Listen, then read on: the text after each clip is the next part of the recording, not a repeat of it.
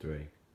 I'm Teddy Atlas, and going to have a little chat with you guys for dynamic striking. Hopefully, they make nice shirts, but more importantly, they do good videos, good instructional videos, MMA, boxing. Hopefully, you're watching some of the ones that I put out there with the fundamentals of boxing, the one we did with the peekaboo. A lot of you guys are fans of the peekaboo style, and also the one that we put out not too long ago.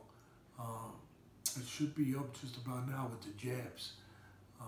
Different ways, 14 ways to throw a jab, not just one way. You know that old saying, more ways than one to skin a cat?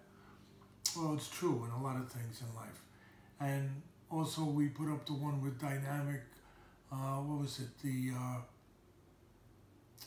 signature punches of great fighters, 14 of them.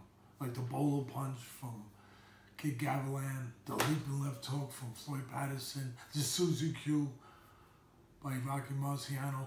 So hopefully you're enjoying those. I want to just chat a little bit today about the Davis Santa Cruz fight.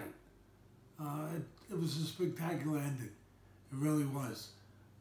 Good fight up to that point. I had predicted on my podcast where I thought that Davis would be ultimately too big, too strong for Santa Cruz, who was really a featherweight. Davis was a lightweight, junior lightweight his whole career, and he is a big puncher. He really is. And he's got quick hands. And look, at the end of the day, he lands a sensational uppercut, and it's all over. But what I want to talk about is, yeah, the strength and the power, the size came into play.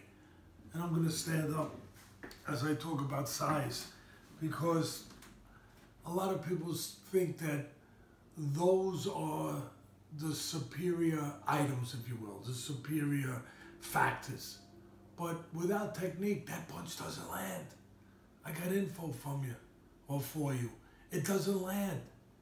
He did a magnificent move.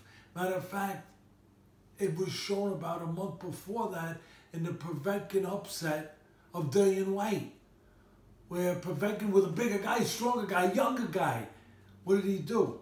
Well, he threw a jab, he slipped over, and White drew a right hand, didn't move his head, kept his head right there, bang! Uppercut, not a hook, the uppercut coming where his peripheral, well, it was there maybe to pick it up, but not to pick up this, because it was a surprise. It was something that usually doesn't happen. But it was just solid technique. That's it. And that's what made the difference. And the same thing in this fight. I thought it was kind of ironic and telling that Davis came into the fight with the same uniform, with the Mexican colors and everything, and a little sombrero, I believe he had on. But he came in with the same uniform that his manager, Floyd Mayweather, had years earlier when he fought another Mexican-American fighter, De La Hoya, you know, to get under his skin a little bit, to mentally get in there, because 75% of this game is mental. But it was really a sort of a telling of what was going to come. Because if you look really deep, forget about the uniform. That's not the only thing that Davis did that was the same as his manager. What he did was counterpunching. Again, the bigger, stronger guy, but he was the counterpuncher throughout the night, making it bang, moving bang, being really smart. At the end, he was an aggressive counterpuncher, like Roberto Duran, one of the great fighters of all time, an aggressive counterpuncher. You know what that equates into? A successful, efficient, effective boxer. So in other words, you don't have to be moving all over the place to be a good boxer. You can be aggressive. And you still have to be smart. And you can be the bigger, stronger guy or the smaller guy.